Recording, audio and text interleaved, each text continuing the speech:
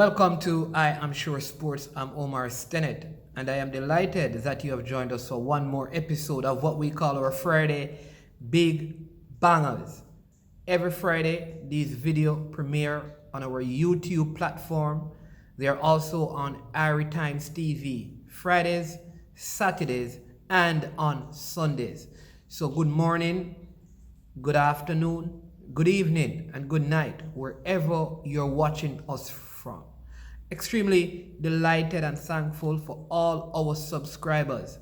I just want you to know that we have surpassed 600 subscribers thanks to you. So let's keep it going because we are targeting 1,000 subscribers before the Olympic Games come to an end. That's our gold medal. Our gold medal is to have a minimum of 1,000 subscribers by the end of the Olympic Games. And you want to be a part of that. And how you can be involved is by sharing the videos. You understand me? Sharing the videos. Also check out our live videos. We do them weekly. Just subscribe to the channel, hit the notification button, and badang bang bam. There you go. Well, we have a few things that we're going to cover today, so stay tuned, get ready as we deep dive into good quality sporting content and discussion. Firstly, I did all predict and tell you that it will be Bucks in 6. The Milwaukee Bucks are going to win this NBA title 4-2. You know what it is. Sure, yeah. I'm banking on the Milwaukee Bucks. They have come, and by the time you get this video on Friday, they would have win the NBA title. But right now, as I'm doing this video, they are 3-2 over the Phoenix Suns. They have won 3 games in a row, and they are looking the better team.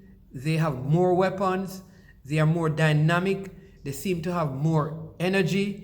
They are playing more physical, and there's a lot of pressure on Chris Paul and Booker, who are the 2 best players on this Phoenix Suns team. They don't have enough weapons to stop Giannis, Chris Middleton, Jrue Holiday, and they also have Brook Lopez, who is playing very good at the center spot. These guys also have a very good bench. You have PJ Tucker, who starts, who is able to put some pressure and mark and guard Booker. So there are so many weapons that the Milwaukee Bucks have. They are heading home for Game 6, and I think it's going to be over out of sentimental reasons, emotional reasons. I thought like Chris Paul would have done this, but I've always believed that the Milwaukee Bucks have a better team.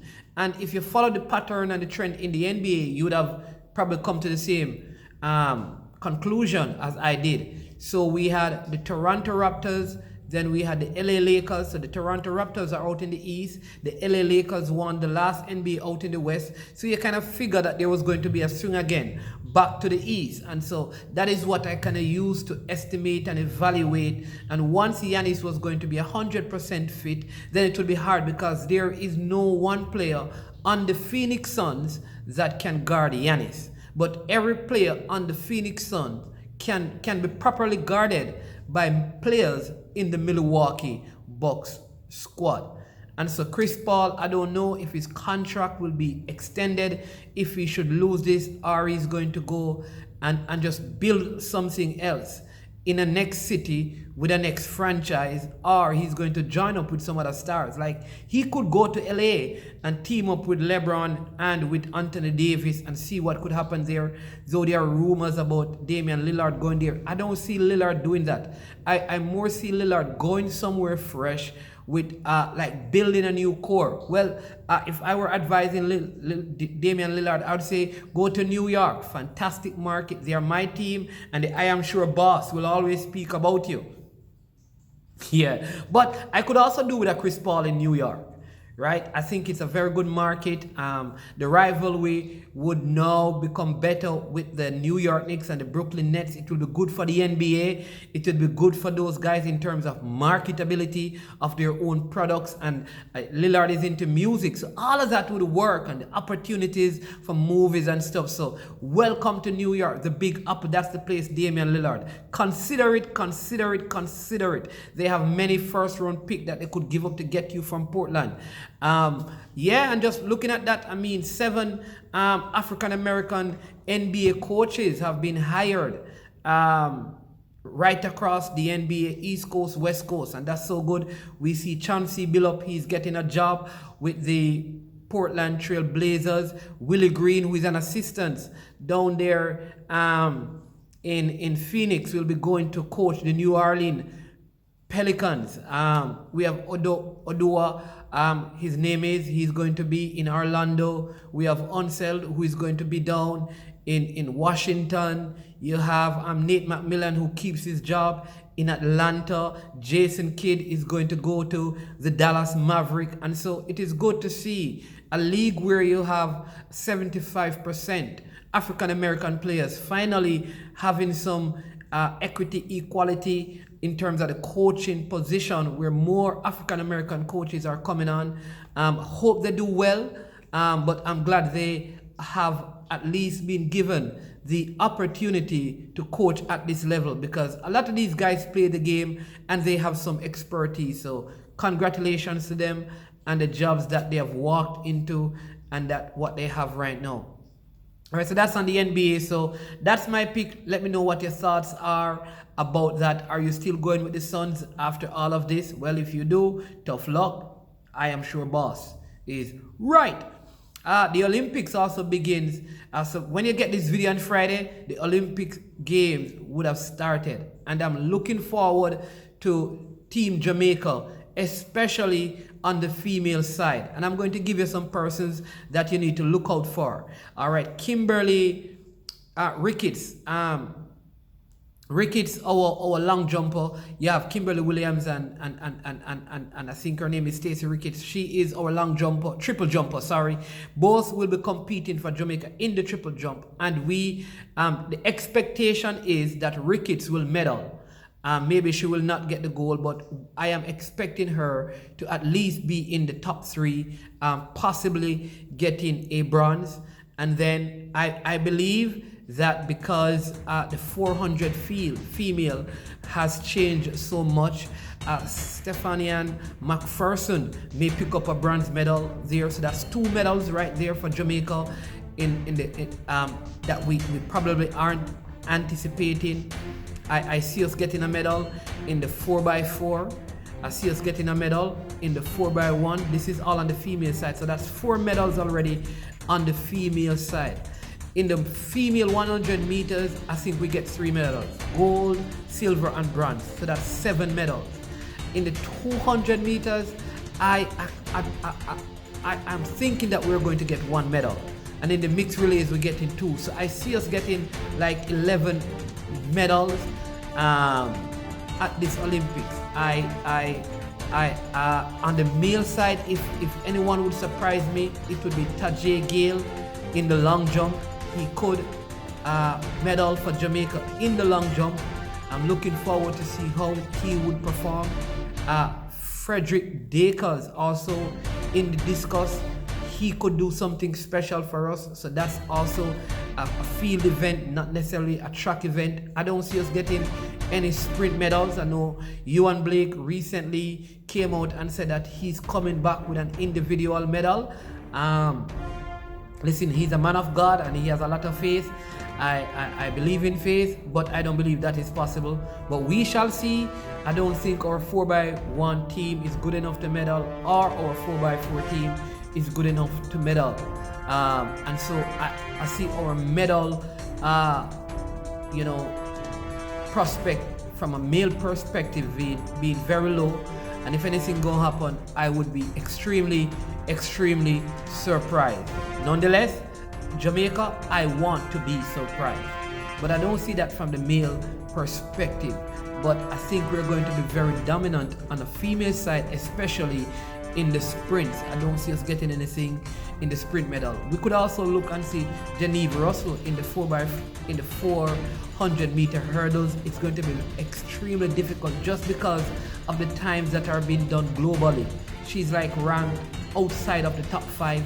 So for her to break into one of those medal positions is highly unlikely, but you never know. In Jamaica, we have a thing where we say pressure bust pipe.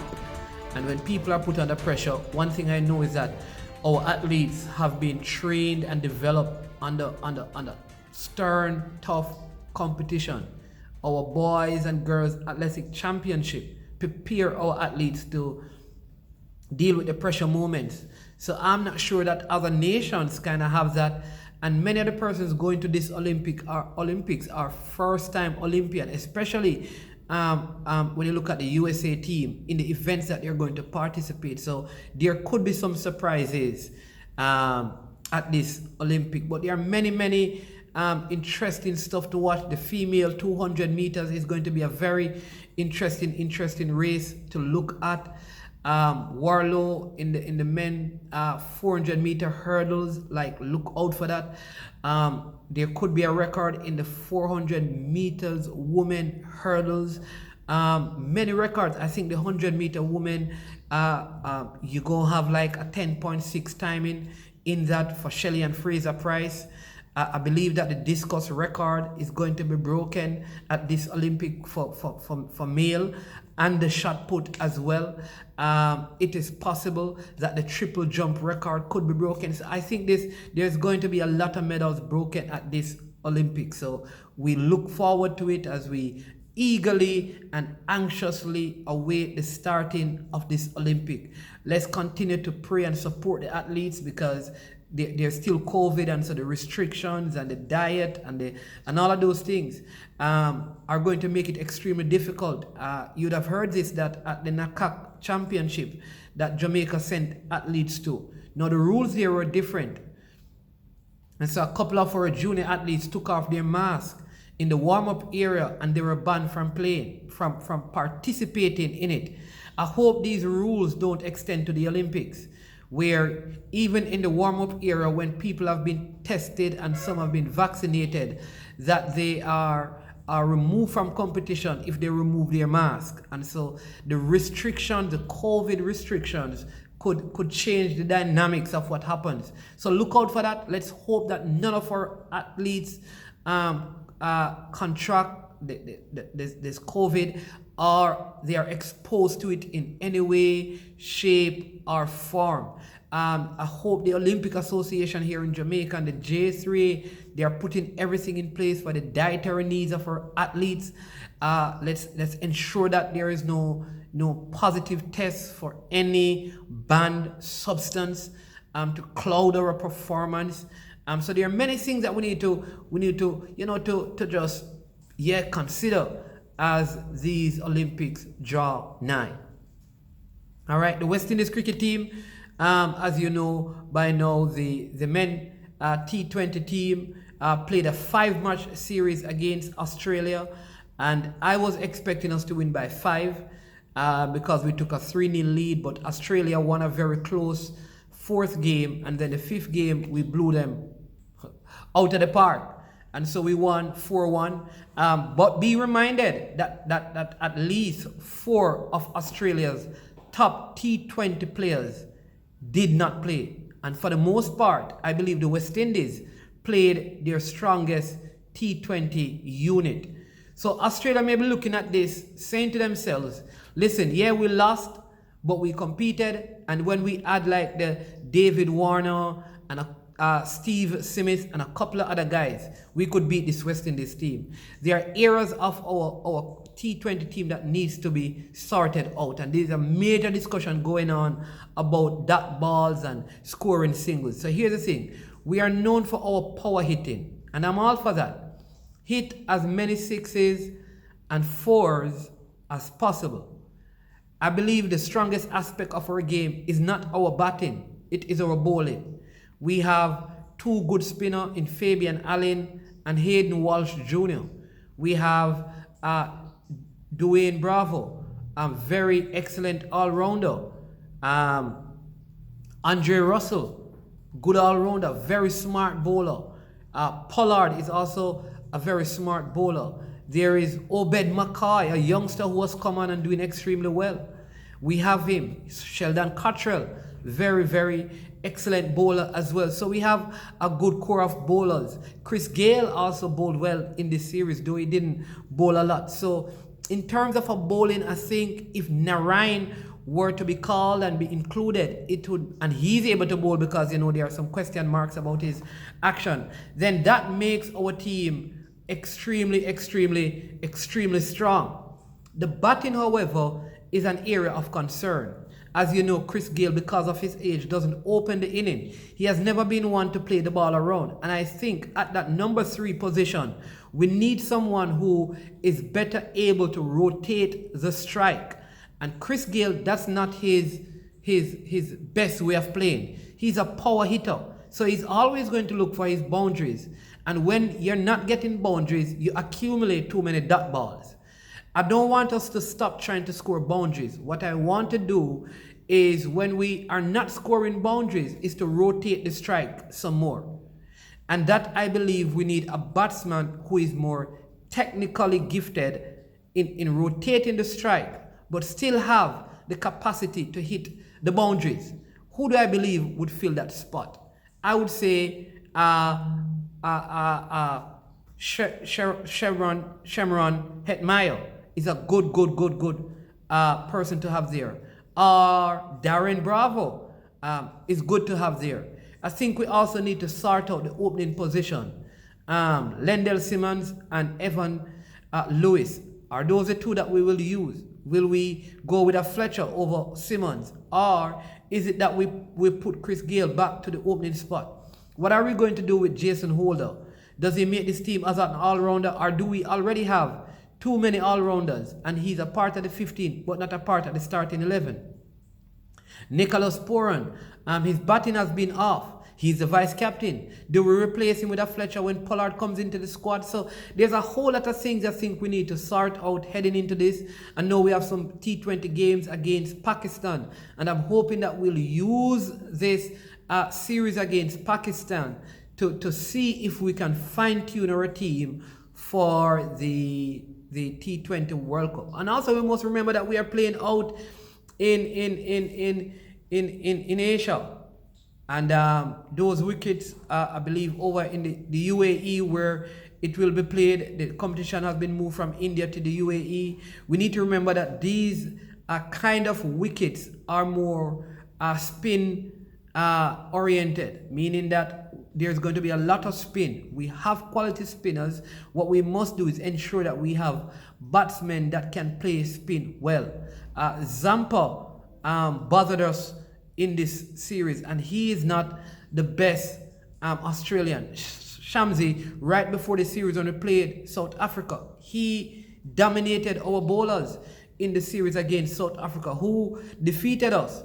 So we need to look at these things, fine-tune the team to see if we can send Chris Gayle off with one more T20 world title. But I believe that we have enough quality players in our team to win this tournament again.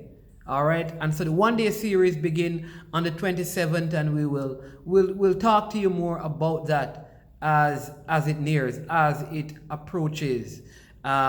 So our next video will look to the one-day series that I'm expecting West Indies to also produce some very good results in that one-day series against Australia. All right, now we go get into spend the few minutes we have left discussing some football.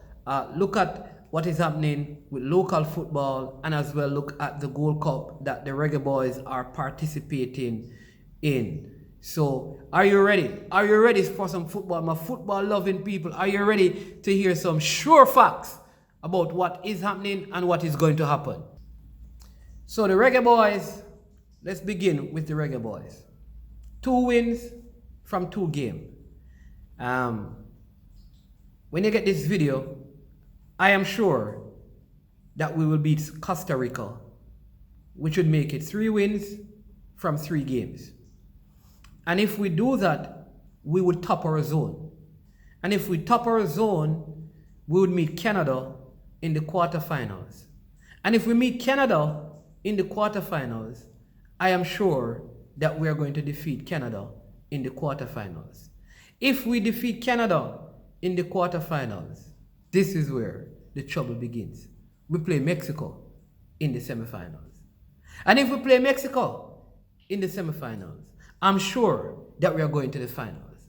And if we go to the finals, we are going to meet the USA in the finals. Mark you, if they win everything. And if we play USA in the finals, I am sure that we'll be winning our first gold cup. Come on, clap your hands with me. Clap your hands with me. There you go. Jamaica wins the Gold Cup for the first time. Now, there has been a lot of talk about how the team looks. And I agree that we could and should be playing a whole lot better. But here's the thing. In this sport, results matters.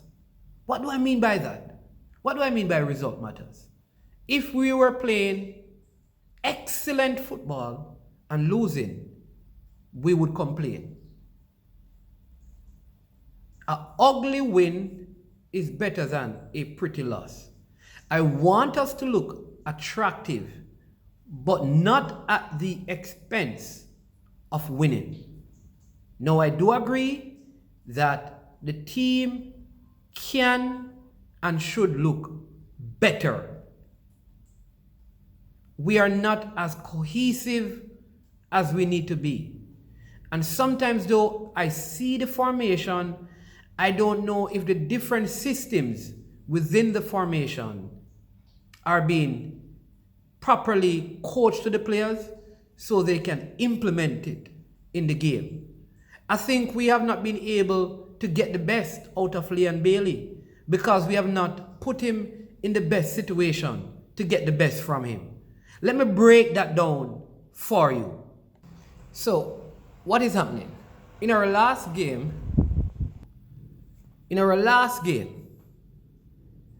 Leon Bailey played in midfield really because we deployed a 4-4-2 formation, which meant he had to play as a wide midfielder in a diamond-shaped midfield. However, even in that midfield, there seemed to have been some confusion because the two midfielders weren't playing one up top and one down low. They were playing a double midfield, which affected how the team played with one of the center forwards dropping into what is called a number 10 role. We have to play Leon Bailey as a wide person in a 3 up front. That could be done using a couple of things. All right? A 3-4-3 formation or a 4-3-3 formation, and he will strive. What that means is that we need to have a creative option in the center of the field that would force teams playing against us to send players to him, which creates space outside and Leon can have more one-on-one.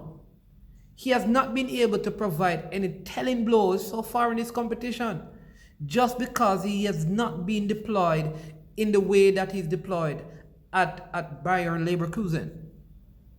Now, I'm hoping that as the competition progresses, that the coach will look into this. Now, I'm not here to beat the coach, but I'm telling you that certain changes, tweaking of the system can give us better results.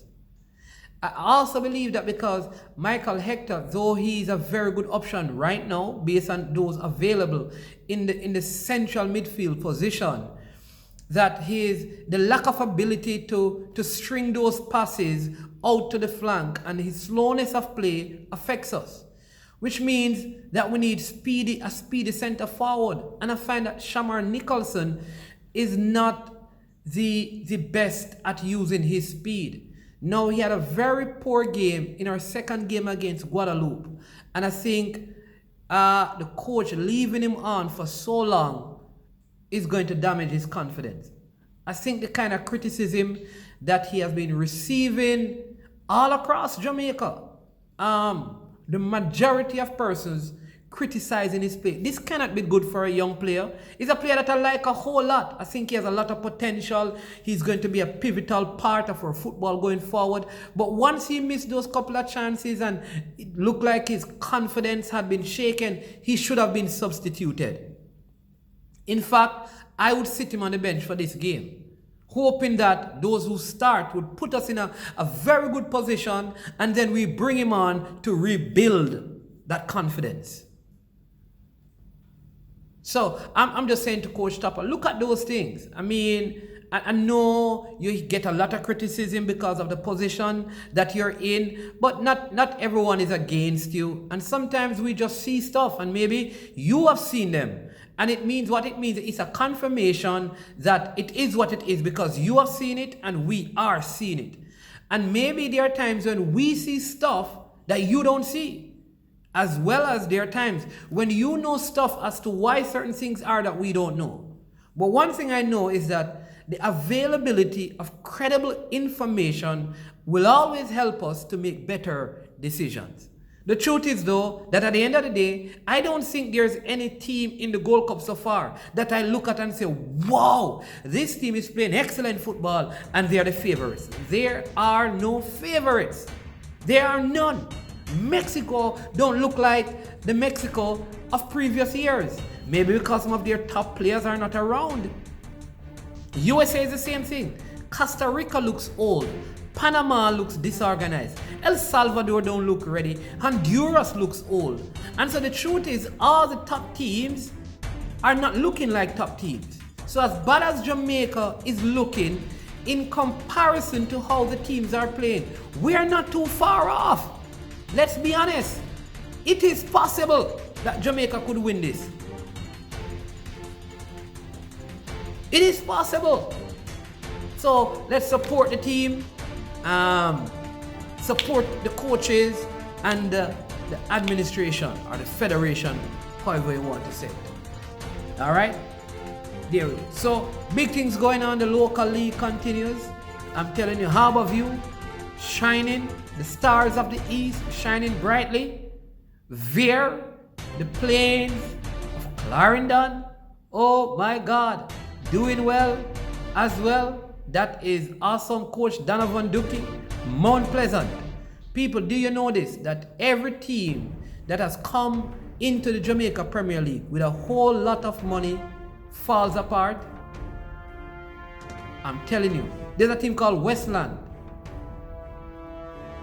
Port Morant United. You check them. When teams come into this league and they have a whole lot of financial resources, it doesn't guarantee a whole lot of success because money isn't all. Mount Pleasant, you need to get your act together. You need to get your act together. Check before you look out the window, look in the mirror. The people you have in the capacity that they are they doing what they're doing in the best interest of the club? There's nothing successful that is done fast. Things take time. Don't believe because you get the oldest ballers, you get the best ballers. You are one of the teams that have an academy. Why then? You, for the first 3 games at least, have the least, let me put it this way, the least amount of youngsters playing. Why haven't you started one of your academy players thus far in this league when teams are using 15 and 16-year-olds to beat you? Look in the mirror. Thank you again for joining us. Bang dooby dang. Right now, I'm out of here.